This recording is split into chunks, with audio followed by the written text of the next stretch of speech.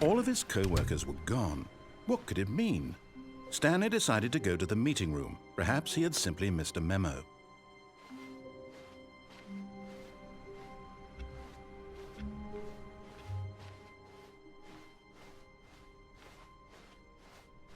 When Stanley came to a set of 2 open doors, he entered the door on his left.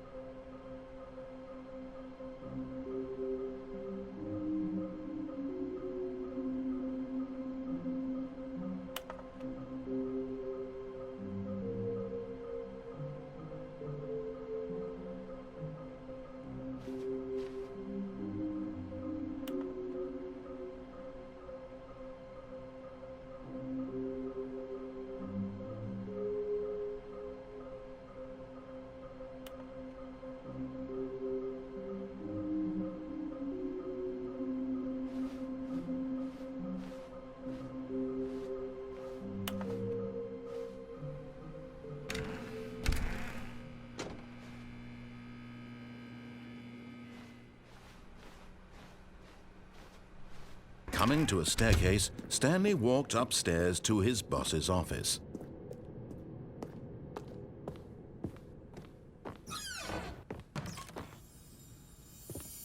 Another miniature Stanley figurine. This, there really must be a snappier name for these things. What about mini-stands? Stanley figs?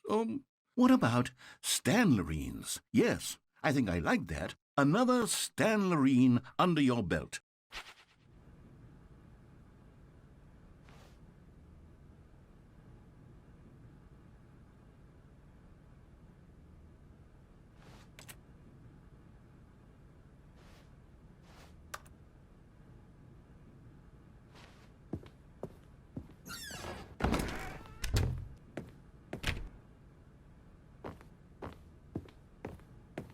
Stepping into his manager's office, Stanley was once again stunned to discover not an indication of any human life. Shocked, unraveled, Stanley wondered in disbelief who orchestrated this. What dark secret was being held from him? What he could not have known was that Stanley was in such a rush to get through the story as quickly as possible, he didn't even have a single minute to just let the narrator talk. That kind of anxiety isn't healthy. So he relaxed for a few moments with some calming New Age music.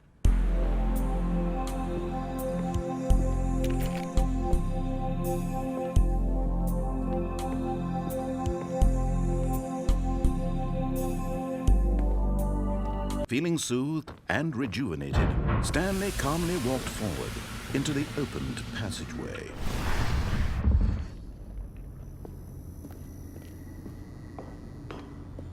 Okay, I'm going back to the name of these little Stanley figurines, and now I'm torn between Stanlerines and Figlies. What do you think, Stanley?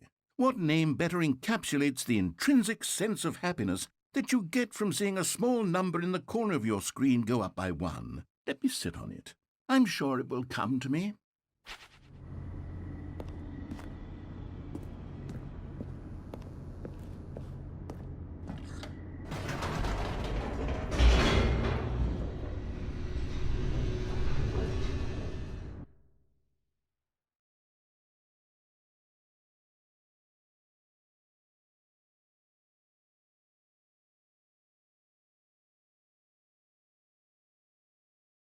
Descending deeper into the building, Stanley realized he felt a bit peculiar.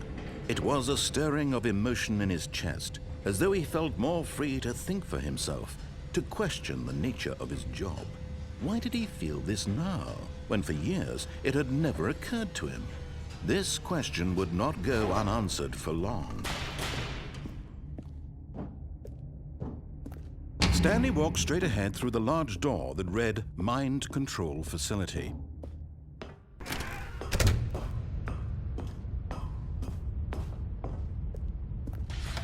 The lights rose on an enormous room packed with television screens.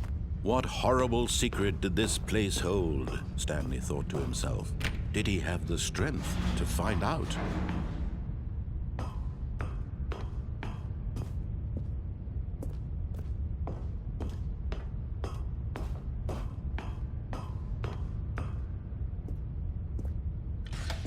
Now the monitors jumped to life, their true nature revealed.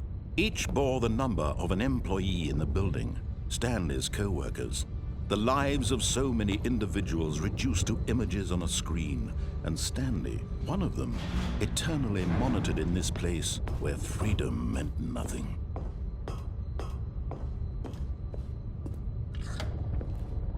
This mind control facility, it was too horrible to believe. It couldn't be true. Had Stanley really been under someone's control all this time? Was this the only reason he was happy with his boring job? That his emotions had been manipulated to accept it blindly? No, he refused to believe it. He couldn't accept it. His own life in someone else's control? Never! It was unthinkable, wasn't it? Was it even possible? Had he truly spent his entire life utterly blind to the world? But here was the proof, the heart of the operation. Controls labeled with emotions, happy or sad or content. Walking, eating, working, all of it monitored and commanded from this very place. And as the cold reality of his past began to sink in, Stanley decided that this machinery would never again exert its terrible power over another human life. For he would dismantle the controls once and for all.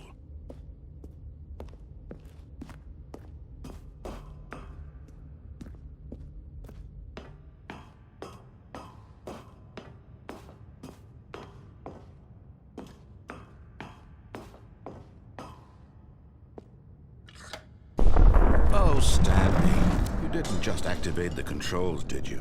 After they kept you enslaved all these years, you go and you try to take control of the machine for yourself. Is that what you wanted? Control?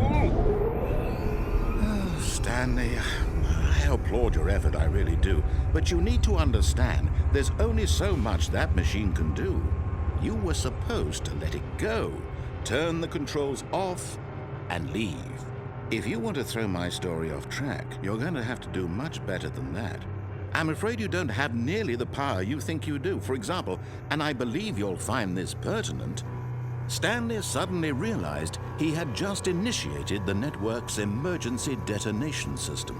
In the event that this machine is activated without proper DNA identification, nuclear detonators are set to explode, eliminating the entire complex. How long until detonation then? Let's say, 2 minutes. Ah, now this is making things a little more fun, isn't it, Stanley?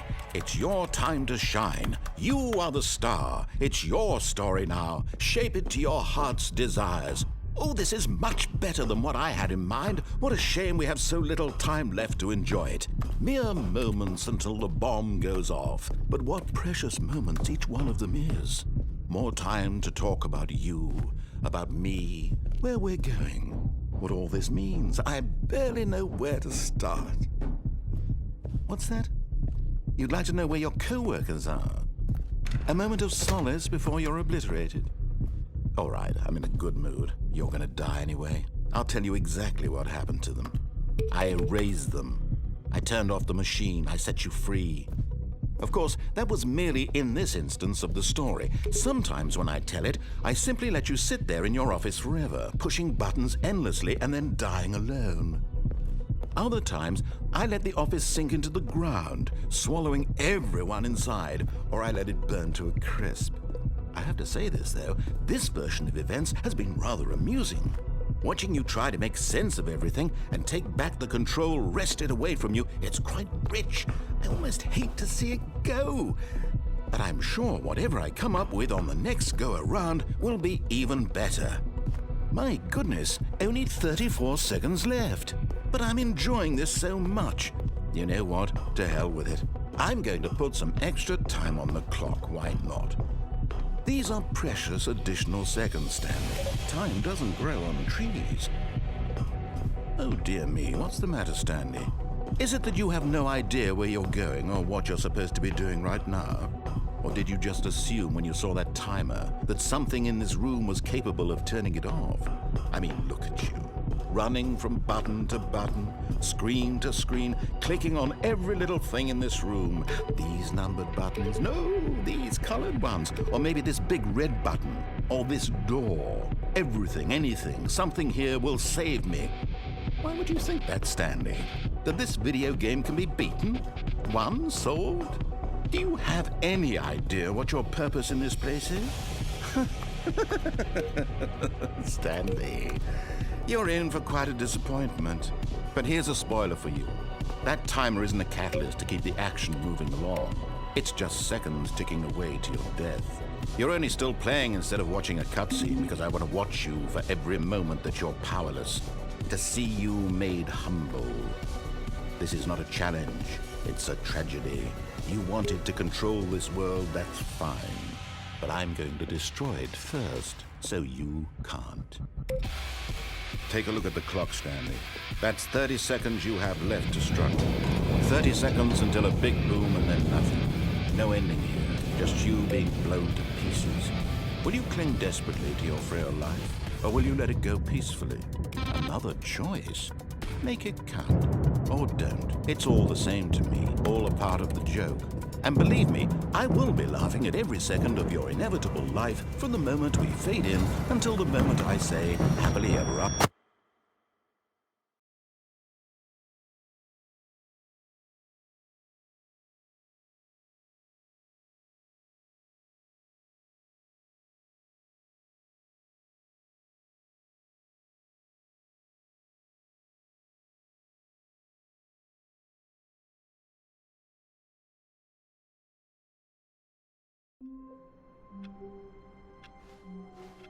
All of his co-workers were gone.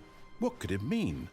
Stanley decided to go to the meeting room. Perhaps warmth spread through Stanley's arms. With the bucket in his arms again, he was home. Stanley clutched the bucket tightly to his... This was not the correct way to the meeting room. But Stanley had felt the bucket calling to him, telling him that the employee lounge was simply the place to be. And here it was. Had the bucket turned out to be correct? Well, no, never mind. The bucket was wrong. Stanley took the door on his left to go back to the meeting room. No, Said the bucket. don't go to the meeting room. Go somewhere else. The cargo lift, yes. Go there. Go to the cargo lift.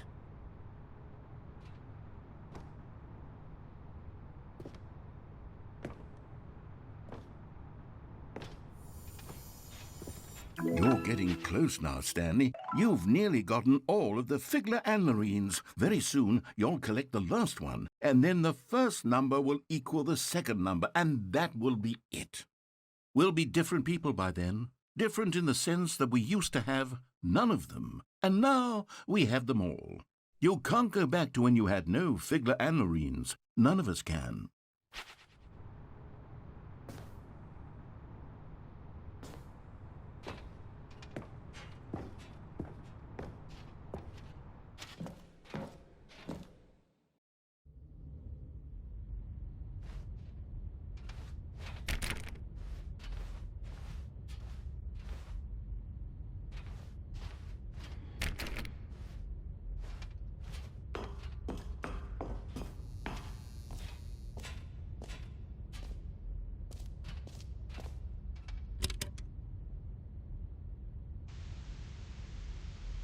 Okay, this is day number 295, tape number...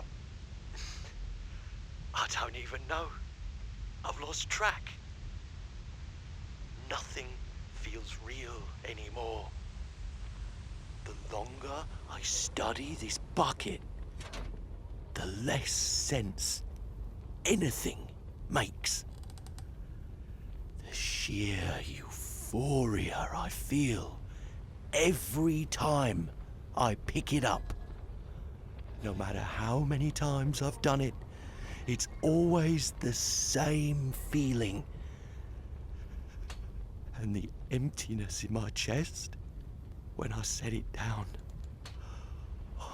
it doesn't make sense. There's no explanation for it. I still haven't figured out why I see the world so differently when this bucket is in my arms. Why everything feels so... What do I do with this treasure? I can monetize it. Yes. It's unthinkable the amounts of money people will pay for even just an hour with the bucket. This is my golden ticket. But I have to be careful, because as soon as this gets out, there's going to be a target on my back. Even now, I don't know who might be trying to get... What's that? Who's there? Camporata.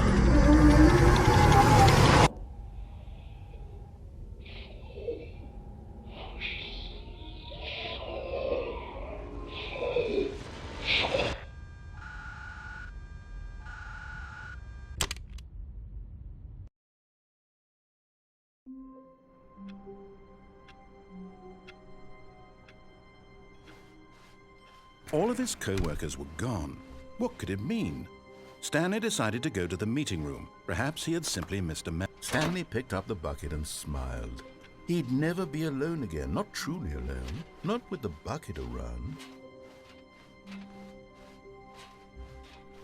Stanley clutched the bucket tightly to his... This was not the correct way to the meeting room, but Stanley had felt the bucket calling to him, telling him that the employee lounge was simply the place to be. And here it was. Had the bucket turned out to be correct? Well, no, never mind. The bucket was wrong. Stanley took the door on his left to go back to the meeting room. No, Said the bucket. don't go to the meeting room. Go somewhere else. The cargo lift, yes. Go there. Go to the cargo. Good, Said the bucket. now ride the lift all the way to the top.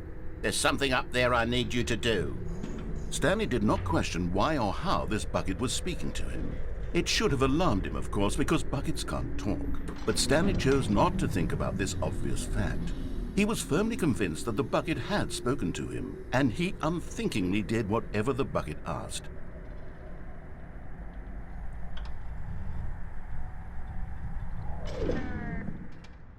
In here. Said the bucket. Go into this dark room over here. Stanley once again obeyed blindly.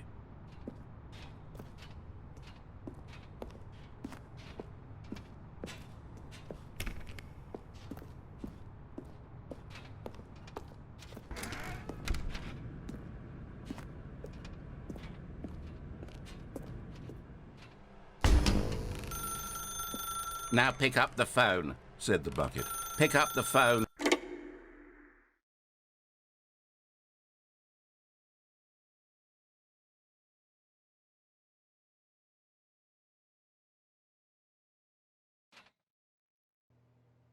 This is the sad story of a man named Stanley and his bucket. Once upon a time, I gave Stanley a bucket because I thought he was lonely and could use a friend. And then, very distressingly, he began to believe the bucket could speak to him.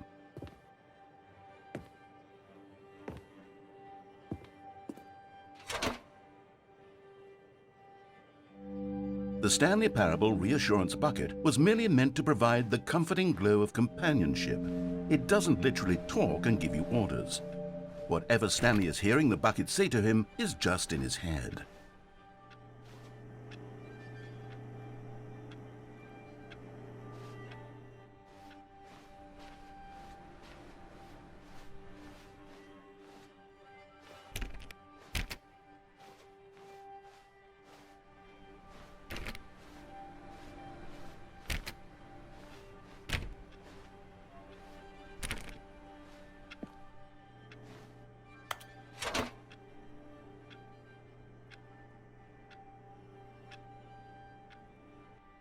Lately, I've been concerned about him. Wouldn't you be concerned as well? To see him delusional like this, obsessing over an inanimate metal object? I want to say something to him, but I don't know how I can convince him. I don't know if he'll listen to me.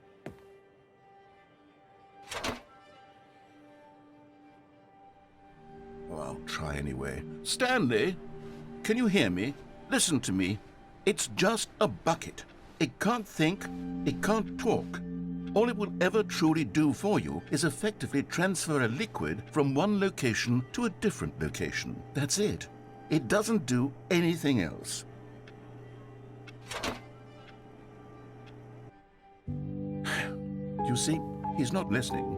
He's still taking orders from the bucket. You know, once upon a time it was me he took orders from. Me he trusted and listened to. Now all he cares about is this awful bucket. This stupid hunk of metal.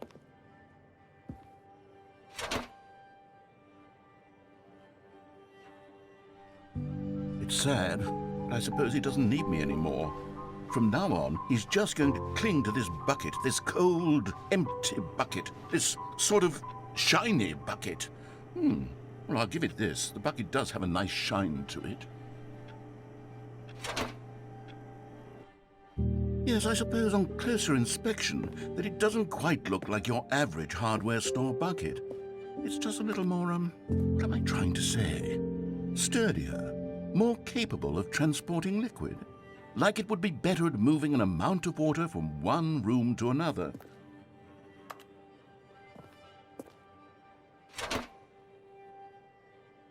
Oh my God, what am I saying? Better at carrying water from room to room. It's a bucket. It's literally just a bucket.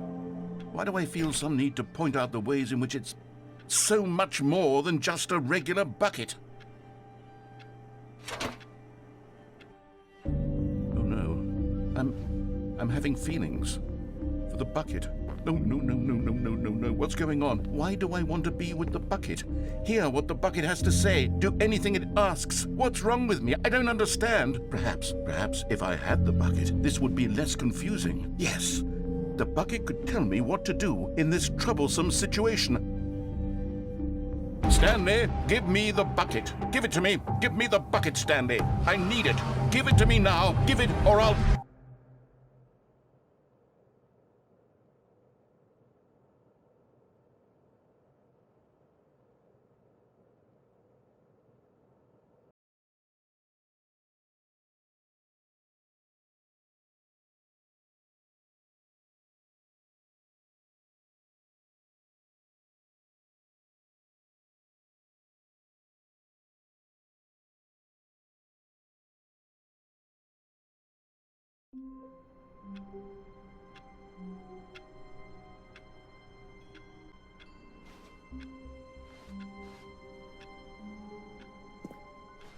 All of his co-workers were gone. What could it mean? Stanley decided to go to the meeting room. Perhaps he had simply missed a memo.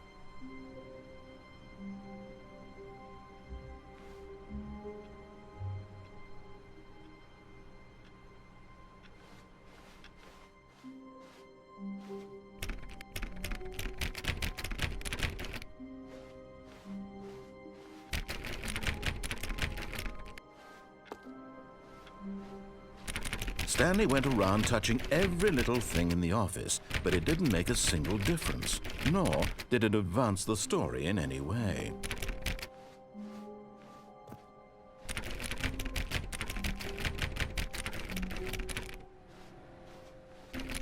Oh, please.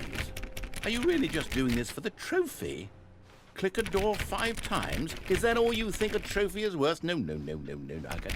I can't just give these merits away for such little effort. A measly 5 clicks? Now, suppose you were to click the door 20 times. I would say that's the kind of effort that warrants recognition.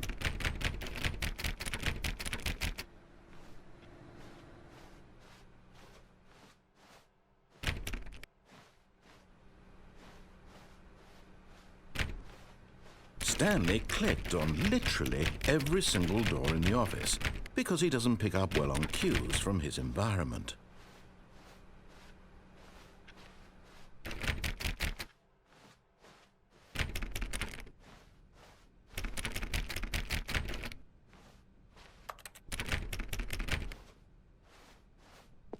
When Stanley came to a set of 2 open doors, he entered the door on his left.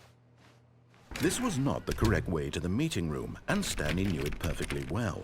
Perhaps he wanted to stop by the employee lounge first, just to admire it.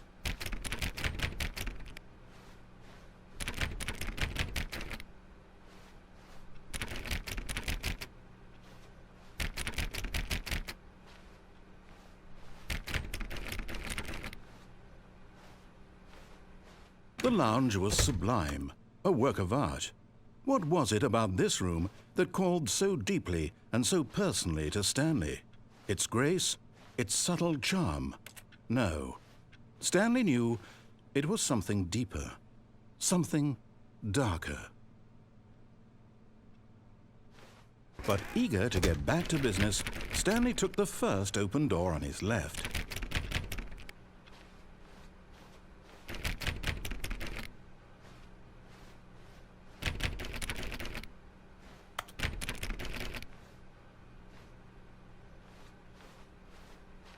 And so he detoured through the maintenance section, walked straight ahead to the opposite door, and got back on track.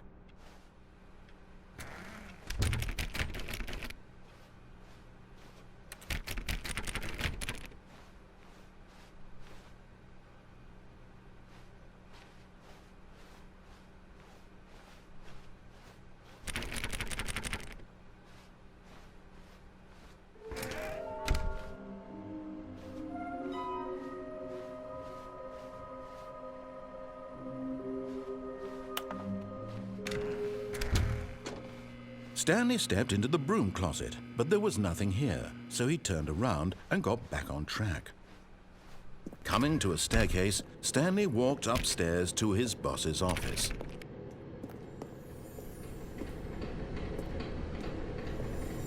And there it is, the last Stiggly Wiggly. Savor this moment, Stanley. This is a real accomplishment. This is doing something just for the sake of doing it. Where so many people expect to be rewarded for the most trivial achievements, you've insisted that a job well done is its own reward. I would tell you that I'm proud of you for collecting them all, but that would be like a reward, and we can't have that. So, instead I'll just say, it's done. We're all done here. And now we can go to whatever the hell you were doing before you hunted for figurines.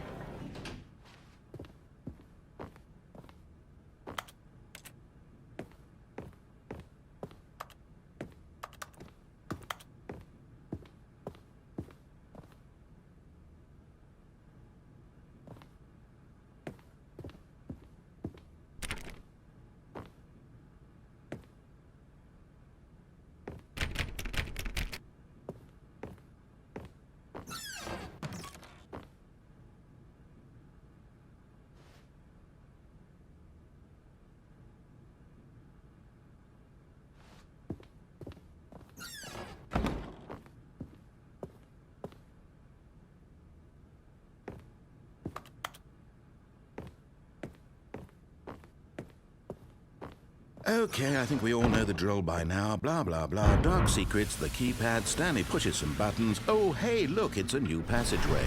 Quelle surprise.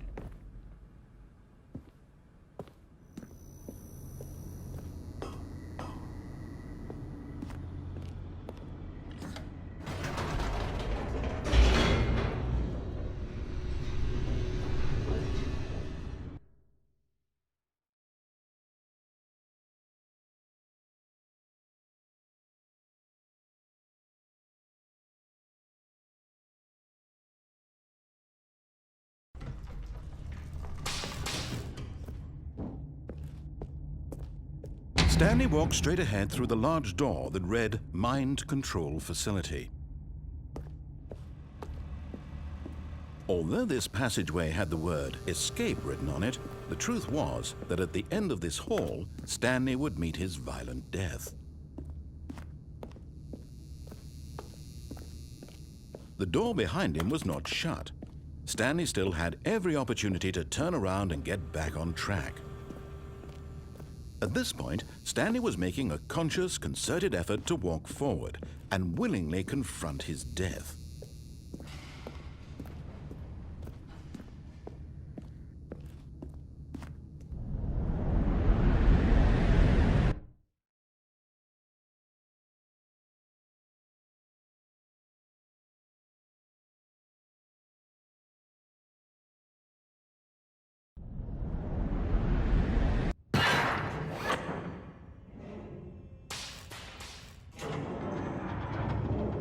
As the machine whirred into motion and Stanley was inched closer and closer to his demise, he reflected that his life had been of no consequence whatsoever.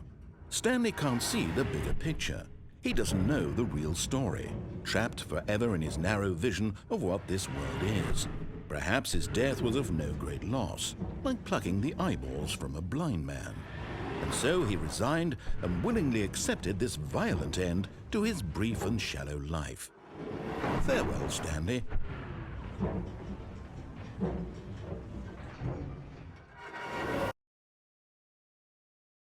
"Farewell, Stanley," cried the narrator, as Stanley was led helplessly into the enormous metal jaws.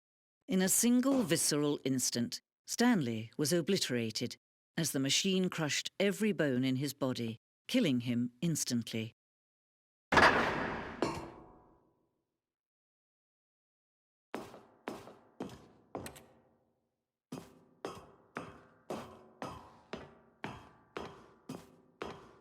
And yet it would be just a few minutes before Stanley would restart the game, back in his office, as alive as ever.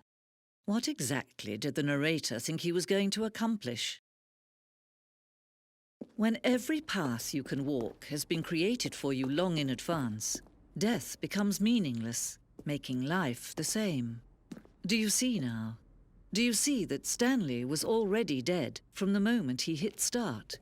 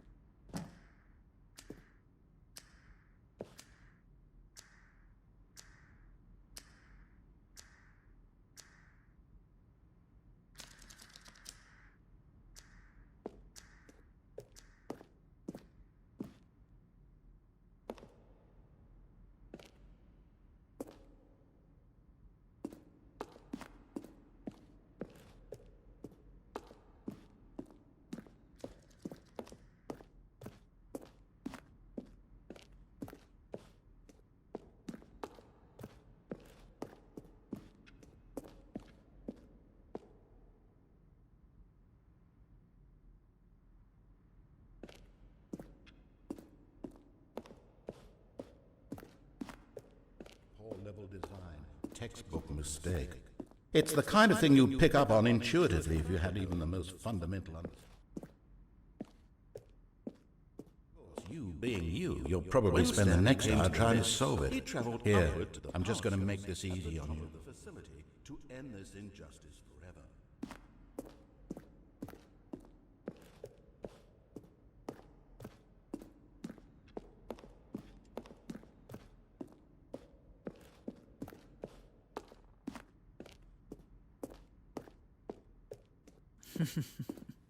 Oh, look at these two. How they wish to destroy one another. How they wish to control one another. How they both wish to be free.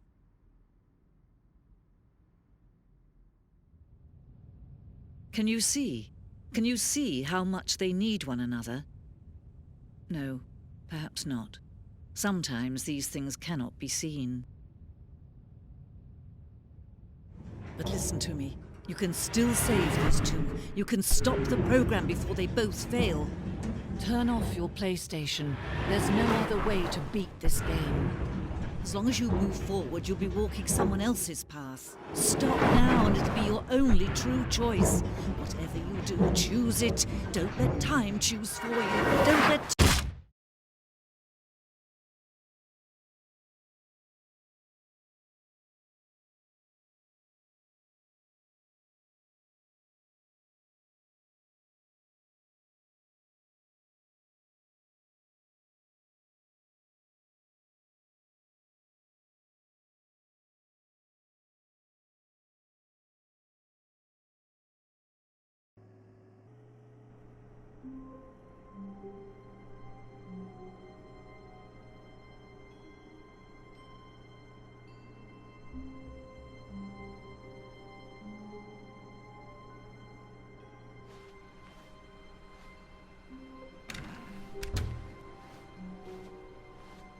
Stanley, I'm sorry, but I have to put a pause on things. It's those figurines, those figglers.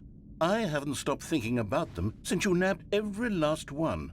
Wasn't it just the most intrinsically fulfilling moment of your entire life? Didn't it fill you to the brim with inner richness?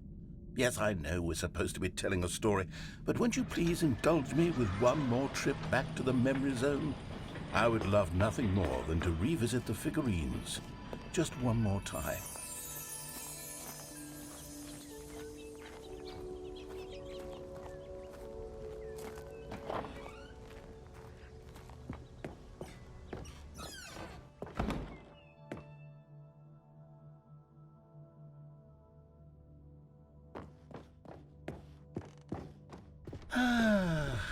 Here's where it all began.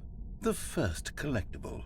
Back then, we had no idea of how many of them we'd find. Sure, it said 6 right there on the screen, but how could we know for certain? We were so innocent. We'll never be like that again, Stanley. And here was a second Stanlerine. You found this one all on your own, just by poking around by the red and blue doors. You did that, Stanley. I'll be honest. Back then, I had no faith in you to find any of them, let alone 6. But you continue to surprise me in all sorts of mundane, unremarkable ways.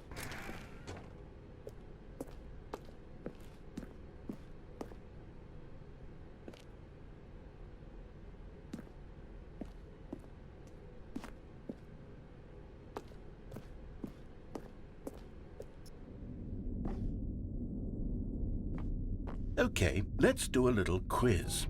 Which of these rooms was the room you found your third mini Stan? Can you remember?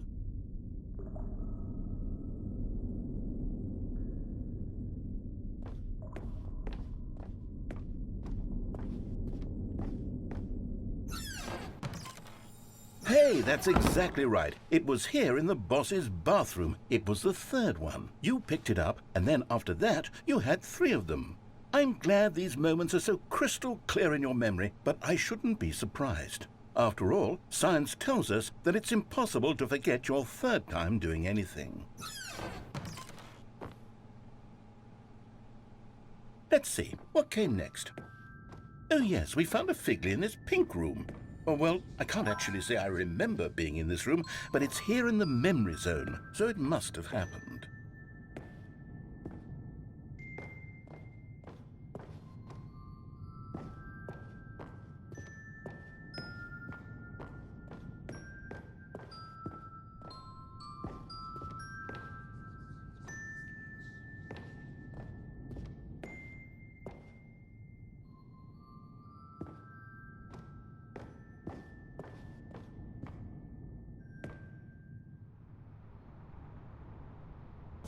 This was the 5th mini-Stan, and this one was really something special. It was in the warehouse. I remember it so clearly. In fact, because this one is particularly special to me, I made a little video to commemorate the occasion. Enjoy.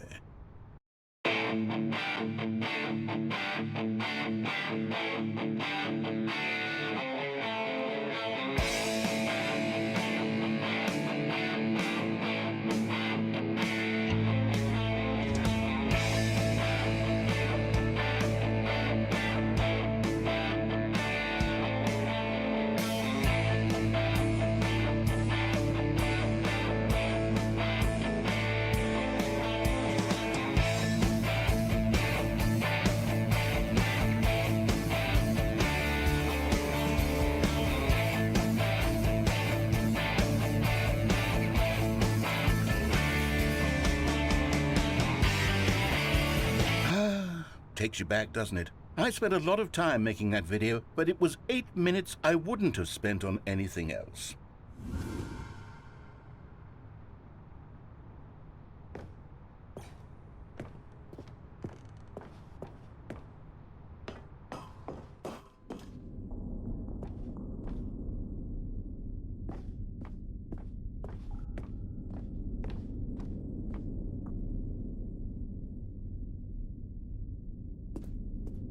And then, Stanley, then we came to the last collectible, the final figurine, right here, under the stairs. This memory is the most distinct and clear in my mind, perhaps because it was the one that happened more recently than all the others.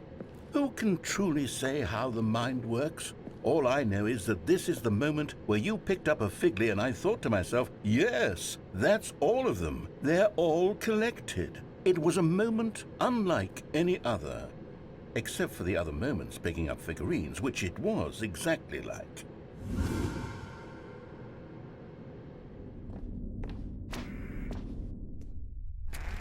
And then there was no more, because we've caught up to the present moment. Nothing left to do but move onward into the future. Goodbye, memories.